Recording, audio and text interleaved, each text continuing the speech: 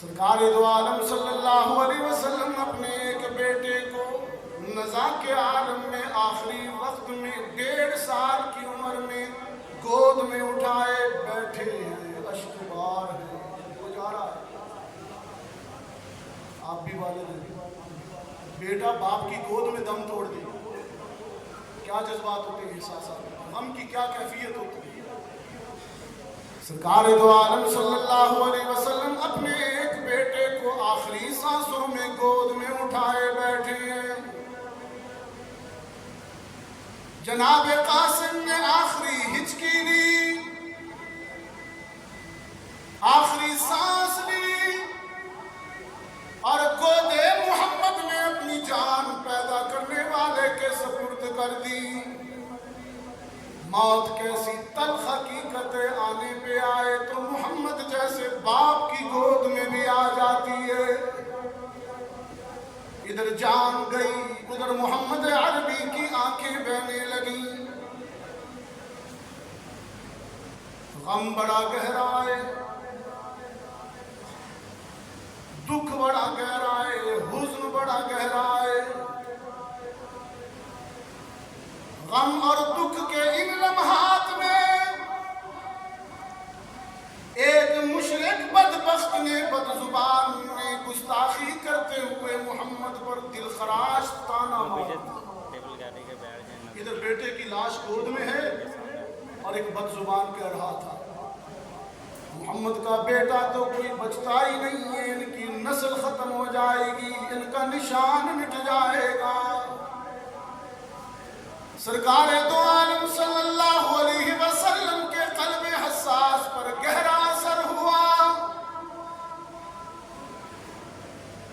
اشکہائے مسلسل کی روانی ہو گئی، آنسوؤں کی جھڑیاں لگ گئیں۔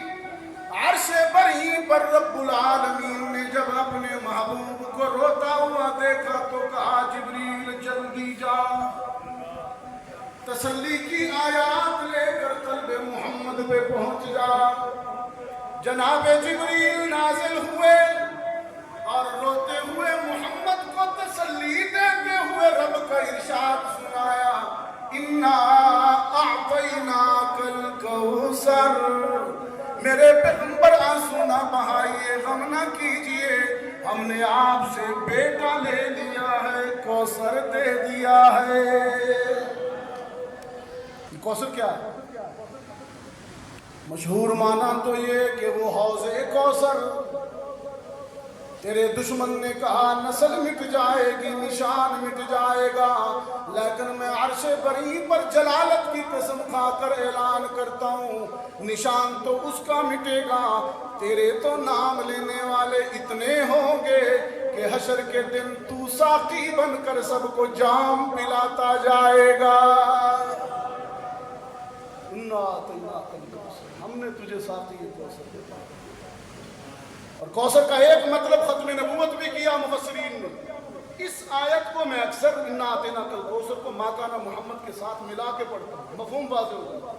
دیکھیے دیکھیے دیکھیے، اِنَّا أَعْطَيْنَاكَ الْكَوْثَرَ، میرے پیغمبر ہم نے بیٹا لے لیا ہے، ابنیت لے لی، بنوت لے لی، اور اس کے بدلے میں تیرے سر پر ختم نبوت کا تاج سجا دیا ہے۔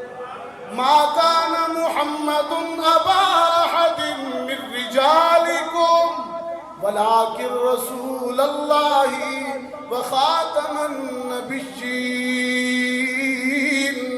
وکان اللہ بکل شیء علیما۔ یہ کیا حکمت ہوئی، یا اللہ یہ کیا حکمت ہوئی۔ ختم نبوت کا تاج سجانا تھا تو بیٹا لینا ضروری تھا۔ ہاں ضروری تھا، اس لیے کہ محمد کا بیٹا بلوغت کی حدود تک پہنچتا، جوانی کی حدود تک پہنچتا، اس کے رگوں میں، اس کے سراپے میں محمد کا خون گردش کرتا، حسن و جمال کا پیکر ہوتا، باطنی کمالات کی معراج ہوتی، روحانی کمالات کا عروج ہوتا۔ کوئی امتی فرد محبت میں، فرد پیار میں اگر نبی کے بیٹے کو نبی کہہ دیتا تو تیری ختم نبوت کی چادر پہ داغ آ جاتا۔ اس لیے میرے محبوب، ہم نے اپنی حکمت کے تحت بیٹے لے لیے، اس کے بدلے میں ختم نبوت کا منصب ادا کر دیا۔ یہ تو اتنا حساس اور سنگین مسئلہ ہے محبوبم، ختم نبوت والا۔ تو نے پیار میں اپنے غلام کو کہا یہ میرا بیٹا ہے، زید بن حارثہ کو کہا کہ یہ میرا بیٹا ہے، عرش بری سے تنبیہ آ گئی، ادعوہم لآبائہم ہوا اقسط عند اللہ۔ نہ زید بن محمد نہیں، زید بن حارثہ آپ کا بیٹا نہیں ہے، نہ ہی اس کی بیوی آپ کی بہو ہے کہ نکاح ناجائز ہو۔ ختم نبوت کا معاملہ ہے، آرڈر اور احکام ابھی دے کے جانے ہیں۔